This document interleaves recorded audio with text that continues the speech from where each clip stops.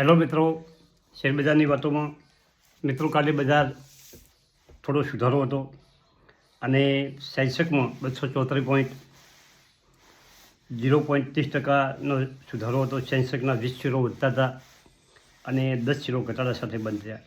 Nifty 23,707 91 પોઈન્ટનો વધારો અને 0.39% વધારો થયો અને 50 શેરો પૈકી 34 શેરો વધારા સાથે બંધ રહ્યા અને 18 શેરો 16 શેરો ઘટાડા સાથે બંધ રહ્યા. મિડકેપમાં સારો એવો વધારો હતો. 0.90%નો વધારો હતો અને મિડકેપના 73 શેરો વધારા સાથે બંધ રહ્યા અને 25 શેરો ઘટાડા સાથે બંધ રહ્યા. મિત્રો આજે 2-3 શેરોની વાત કરવી છે, પરંતુ એક પ્રશ્ન વારંવાર કોમેન્ટમાં આવતો હતો કે ગુજરાત ટૂલ્સ રૂમમાં 2 દિવસથી લોઅર સર્કિટ લાગી છે. મિત્રો, ગુજરાત ટૂલ્સ રૂમનું લોઅર માર્કેટ કેપ 199 કરોડ છે.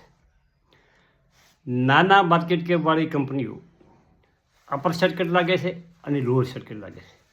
આ કંપનીઓમાં મિત્રો આવું રહેવાનું. તમારા પોર્ટફોલિયોમાં આ માઇક્રો કેપ સ્ટોક કેવો રહે, આ શેરોમાં ખૂબ વધઘટ રહેવાની.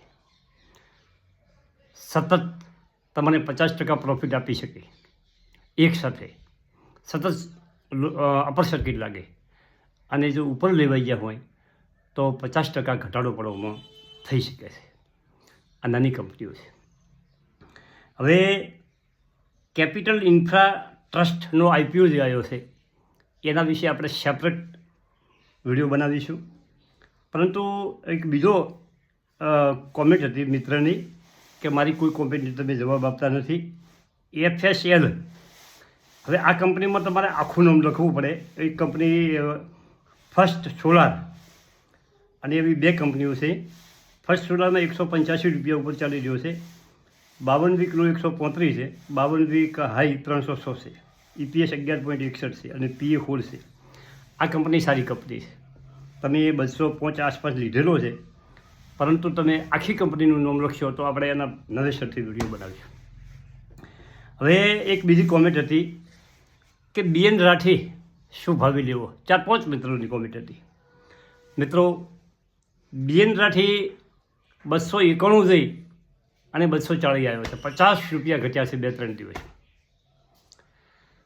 એનું કારણ એ છે કે આ કંપનીની જે બોનસ અને સ્પિરિટની ડેટ છે 24 જાન્યુઆરી, અધ્યયનનો સમય છે. 24 જાન્યુઆરી પહેલાં આ શેર એકદમ દોડવાનો છે, પરંતુ કેટલો ઘટાડો થઈને દોડે એ નક્કી નથી.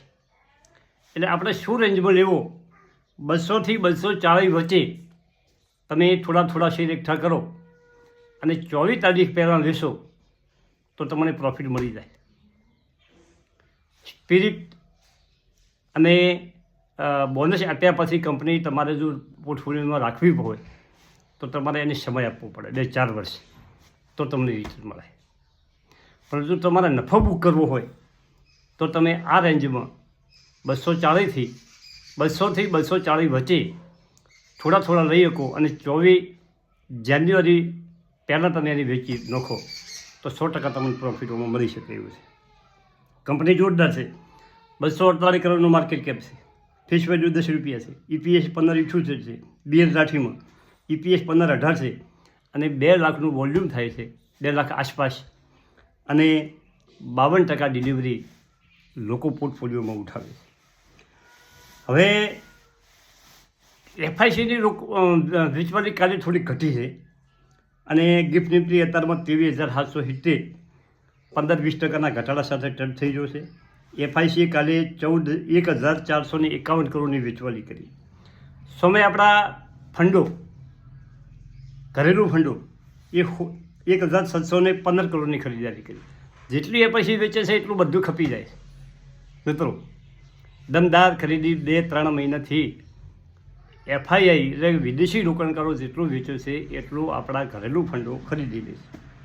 ઇન્ડેક્સ ફ્યુચરમાં FIIએ 35 કરોડનું વેચાણ કર્યું, પરંતુ સ્ટોક ફ્યુચરમાં FIIએ 2,403 કરોડની ખરીદારી કરી.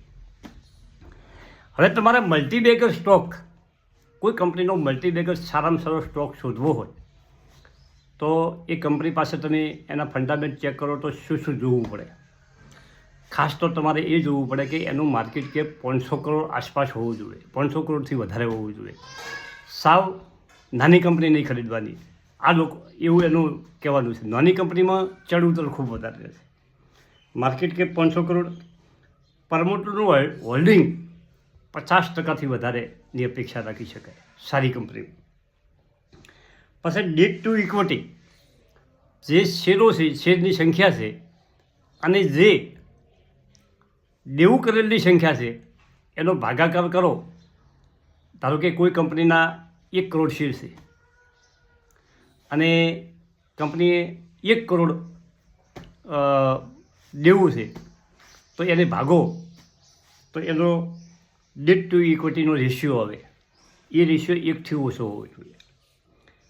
ROE અને ROCE 20%થી વધારે હોવા જોઈએ.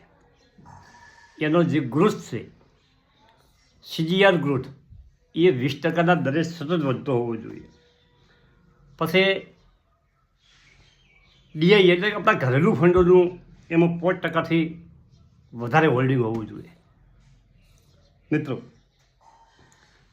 ઘરેલું ફંડો અને વિદેશી રોકાણકારો કંપનીમાં રિસર્ચ કરી અને કંપની સારી લાગે તો જ એમનું હોલ્ડિંગ વધારતા હોય છે. અને કંપનીના રિઝર્વમાં સતત વધારો થતો હોવો જોઈએ.